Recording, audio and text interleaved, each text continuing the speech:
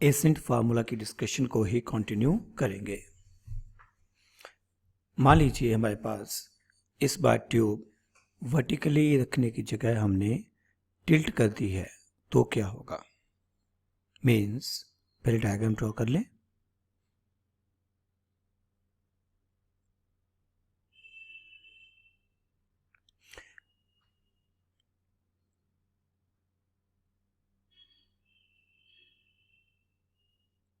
अभी तक हमने जितनी भी डिस्कशन की है उन सब में ट्यूब को वर्टिकल डायरेक्शन में ही रखा है और हमने कहा कि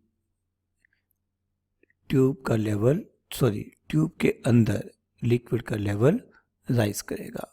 ये रेडियस कैपिटल आर, इसके अंदर ये लिक्विड का लेवल राइज कर जाता है। लेटर से जो हमने हमेशा लिया वो क्या था?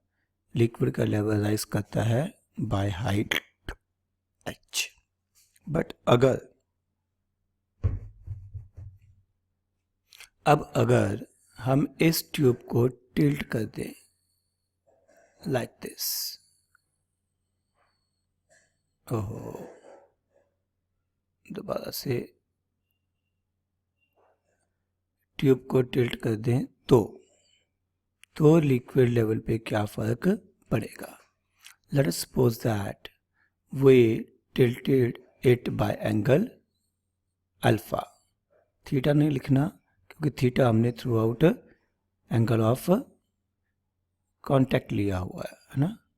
तो ये ट्यूब को हमने इधर से इधर टिल्ट कर दिया से बाय एंगल अल्फा।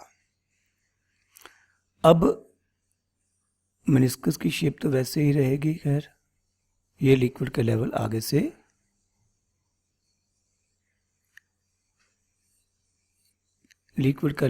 आगे से चेंज होगा या नहीं होगा? Answer is height will remain same, but this length of liquid in tube will increase। कैसे? ये हाइट h थी, ट्यूब को हमने टिल्ट कर दिया। अब ट्यूब के अंदर लिक्विड l लेंथ तक है और यहाँ पे ये एंगल कितना है? अल्फा। तो अगर हम ट्रिग्नोमेट्री लगाएं तो h by l base upon hypotenuse is cos alpha, means l is equal to h by cos alpha. हमें पता है cos अल्फा की वैल्यू हमेशा 1 से कम होती है। इसका मतलब जो l है ये वैल्यू 1 से कम है तो ये पूरी टर्म बढ़ जाएगी, l की वैल्यू h से ज़्यादा होगी। Height of liquid column will not increase but length of liquid in tube will increase when we will tilt this tube। ठीक है, आप इसे ऐसे याद रख सकते हो, टिल्टेड ट्यूब को टिल्ट करने से L इंक्रीज करेगा, जितनी लेंथ में पानी भरा हुआ है लिक्विड भरा हुआ है वो इंक्रीज करेगी, बट हाइट वर्टिकल लेंथ जो है वो इंक्रीज नहीं करेगी, दैट विल रिमेन सेम। हाँ जी, नेक्स्ट सिमिलरली एक छोटा सा कंसेप्ट है, हेडिंग लिख लीजिए, the difference of levels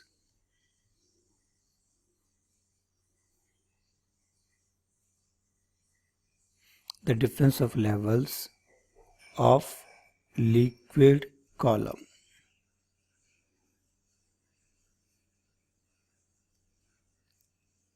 in two limbs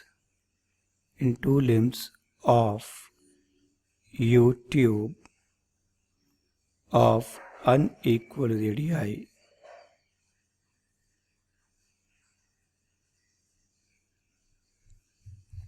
ठीक है, अभी समझाता हूँ कंसेप्ट क्या है। मान लीजिए हमारे पास एक यू ट्यूब है, यू शेप की ट्यूब। यू ट्यूब आप नेट वाला यूट्यूब मत समझ लेना, जिसमें एक लिम्ब का रेडियस और दूसरे लिम्ब का रेडियस इक्वल नहीं है।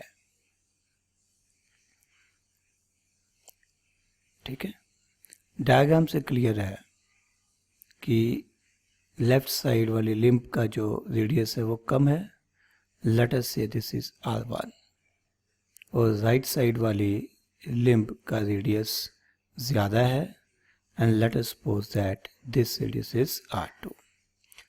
अगर हम सरफेस टेंशन के कंसेप्ट को कंसिडर ना करें और इस यू शेप की ट्यूब में लिक्विड भरे, तो हम यही समझेंगे या यही कहेंगे कि दोनों लिम्ब्स में लिक्विड का लेवल सेम होना चाहिए, यानी कि दोनों तरफ से हाइट सेम होनी चाहिए।